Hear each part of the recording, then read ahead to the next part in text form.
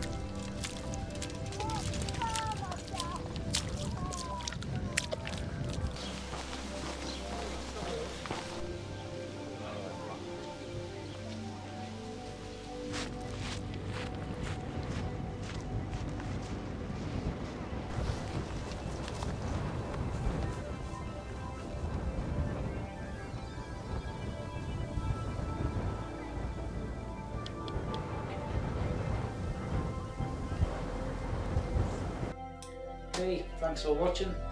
Hope you enjoyed the scenery along the way. I've mentioned before the St Cuthberts Way is one I've been wanting to do for a while. When I got into hiking and everything else, and we did the West Highland Way, I thought I sort of did a little bit of research and saw the St Cuthberts Way, and so I've been looking forward to doing it. It was nice to get it done.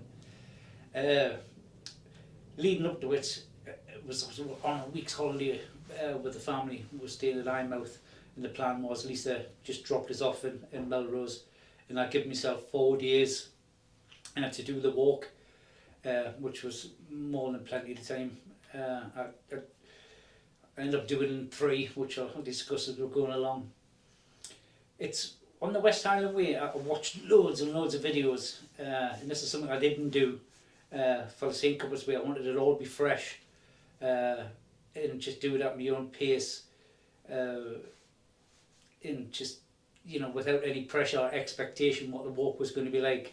So I did enjoy that, to be honest with you.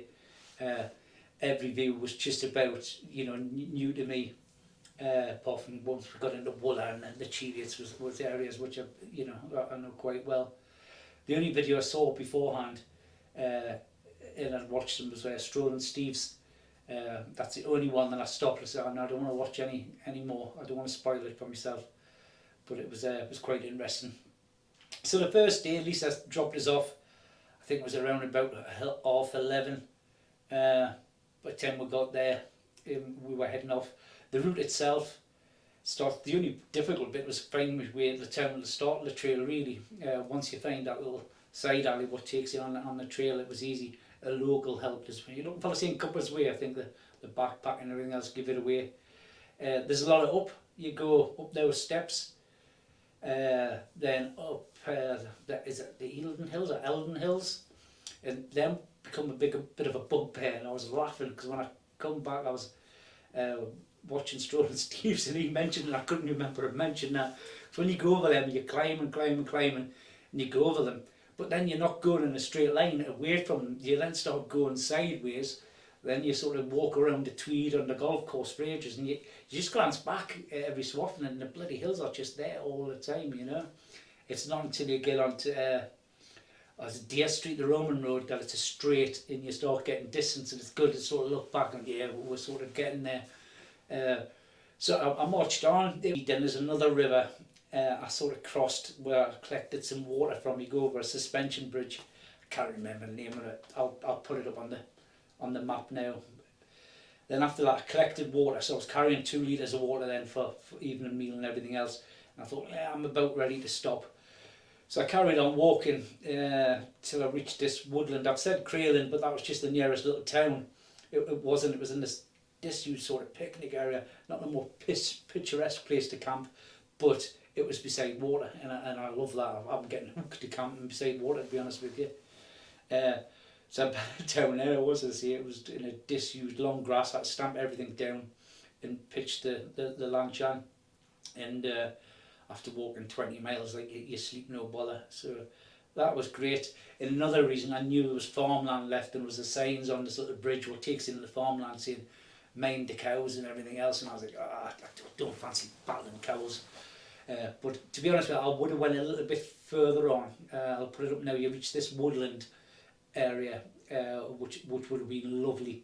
I would have got views and everything else. Not that I'm bothered, I'm walking till I'm about ready to sleep anyway, but that would have been a nicer place to camp, the woodland. In the morning when I had to go through the cow field, I put a little bit on where I'm going shoo to the cows to get them away from the gate and everything else, because this is the mornings, they're with young, with the calves and everything else. When I was walking up that hill, a few started going between them. There was a young one in front, and I kept climbing over barbed wire fence. I couldn't be bothered for the hassle and walked around them a bit, but then realised I had to jump back in the field to go through them, so I just shooed them away.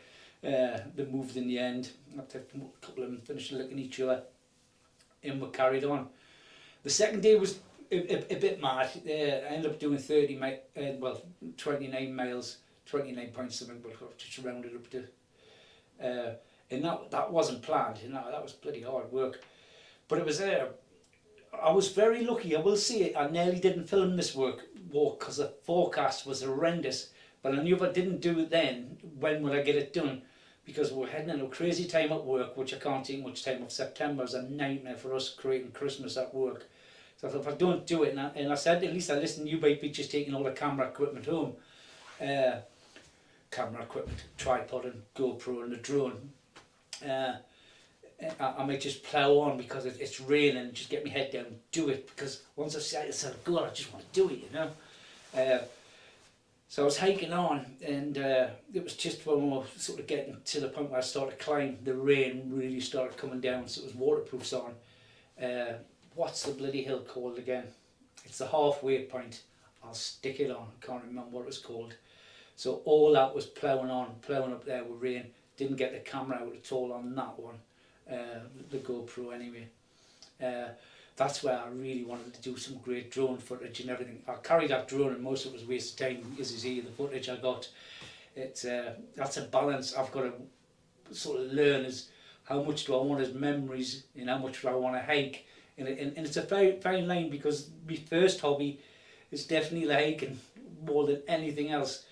The second part of the hobby, and it is enjoyable, I am enjoying creating the videos and stuff like that, and I know when I'm older, and my grandkids, my sons watch them every so often, that I'm going to be grateful, really grateful I've done this, you know. But I didn't use the drone much. When I got it once, and I've got some really good footage on the track and mode following us through with this woodland and stuff. I realised when I sort of brought it back, I hadn't pressed record. I've done that a couple of times. So after we got that, I was going into town Yetholm. I come off the track side to go through town Yetholm, because I didn't know where the pubs were. I hadn't been in that area before. Then into Kirk Yetholm, and I went to the pub for a pint, you know, to reevaluate. So I was going to be camping up quite soon after that, you know, because as I say, I've got 4 days, and I don't mind a minute. I was in the pub, I was wet, just drying off a little bit, and having a pint. I started getting, it was funny, I got a bit homesick. I'd just spent the whole week with the family and everything else, and you sort of start, you must, I think, well, I don't know, some people might do when you're in the middle of a walk, you're wet, why am I doing this to myself, you know? Then all of a sudden you just get a feel. I said, I could get this crack in 3 days if I really push on. So I decided I was going to push on as far as I could. When I made it to Wooler, I was knackered, and I didn't know really where I was going to be to camp after that. I was walking like an old man, and my arms were working as equal to my legs, because the legs were knackered, pushing us on the poles. I must have looked a right state walking through Wooler. But I got up, and there's I can't remember the moor, what's after, I listed it on where I ended up camping, and it was bracken about 6 to 7 foot tall. Then it gets to the moorland, it was opening up. Then I was looking, I said, well, I'm going to go back through roads again. I was in a few villages, so that would do, and that was 29 miles, most mileage I've ever done with 14 kilo on the back, and I was done, but it felt bloody good. I've got his endorphins going, so I knew I could definitely finish it the next day. The safe crossing times were from about 10:30 or 11:30 till about 4:30 or 5 on the Pilgrim's Way, which is an hour before and after.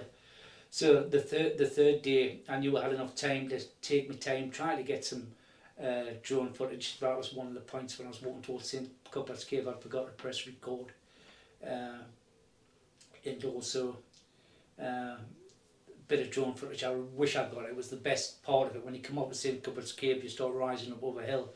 Then you come to the hill, and all of a sudden, boom! There's Lindisfarne, Holy Island in front of you, and it was a huge sort of a rush to see it and knowing that there's your goal, because all you be seeing beside you, even on that hill, you could still turn around, you could still see the bloody Eldon Hills behind you. You were sort of sick of the sight by then. So seeing Holy Island once you got the brow of that hill was outstanding. I wish I'd walked back, got the drone and did a flyover for my memory as much as everything else, but I was too busy just marching on to be honest with you. So then across Holy Island, I've never done the pilgrim's route before, been countless times to Holy Island. I've always fancied doing that, and that was great, actually taking me trail runners off and everything else and just hooking around and just going for it. was outstanding. It felt great on my feet. The middle part is really buggy, and yeah, I'm gotta mention a couple, Albert and Grace, who I met. He gave us a shout because he's always doing the super things you do when you're recording, sort of setting up the tripod, walking past it, running past for it. And he gives us a shout. He said, "Do YouTube?" He said, "I'll watch outdoor YouTube videos." Then that was it. The whole crossing we did together, and it's very rare you can meet. And you know, he's very lucky. His wife as well as we had that full conversation the whole distance, where we're talking about different YouTubers, his outdoors, everything else. Who was inspires you? How he got into it, and he just finished it. Lucky for him, he had to go home the night before because he couldn't get a place in the Beale campsite. So he had to get the bus home and come back to finish it off the next day. That would have been a gutter. So we finished that the whole crossing together, and it flew by. And meeting, as I say, meeting with somebody with exactly the same passions as you, watches the same YouTube videos, because you can't talk with normally people. You start talking to somebody at work or even family, you know you're going to bore them to death, you know. So, you know, Grace and Albert, you really made the final day fantastic. Just walking with like-minded people walking across, that was outstanding. So I took a picture. That's the lovely couple there. Thanks for that time on the walk. It was outstanding.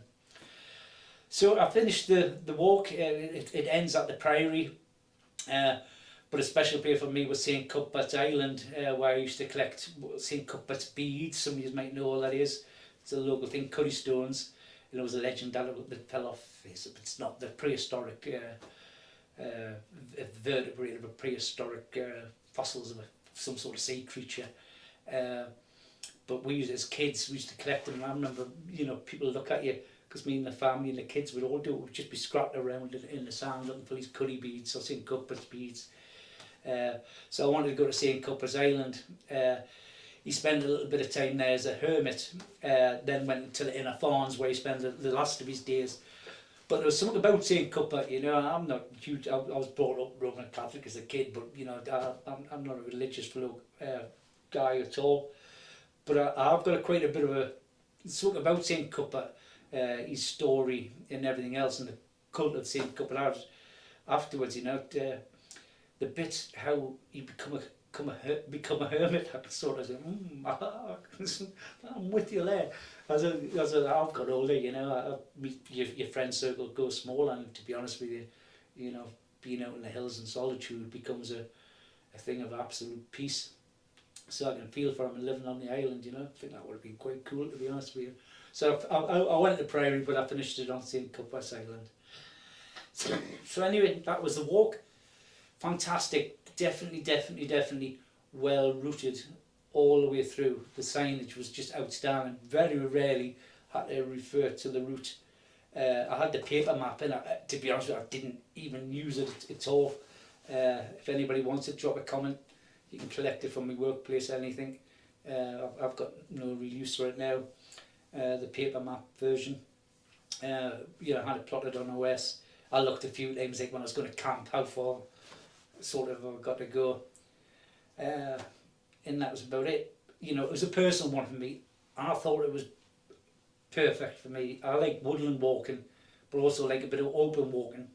The track, it was great. You could see it had been maintained, it had been trimmed at one point in certain places. There was a few bits a bit overgrown again, but I'm not surprised after the temperatures and the moisture levels we've had, the rain. So there was a few bits where the nettles were coming over, but not many at all. So it was great, loved it. You know, I don't think there's too many trails to say I'll do it again. I would definitely do sections with the family if we were just going on for a day walk or something like that. Because it was stunning. Wish I had a little bit more time to spend in Melrose. It looked really nice. I was walking through, but as I say, at least I dropped this off and I got straight on the trail. So anyway, that's about it. Another one ticked off, and got to start planning the next one now. So kit, what I used, the only two different things which I'd only used once before I'd done the trail, was the Lanchan 2 Pro.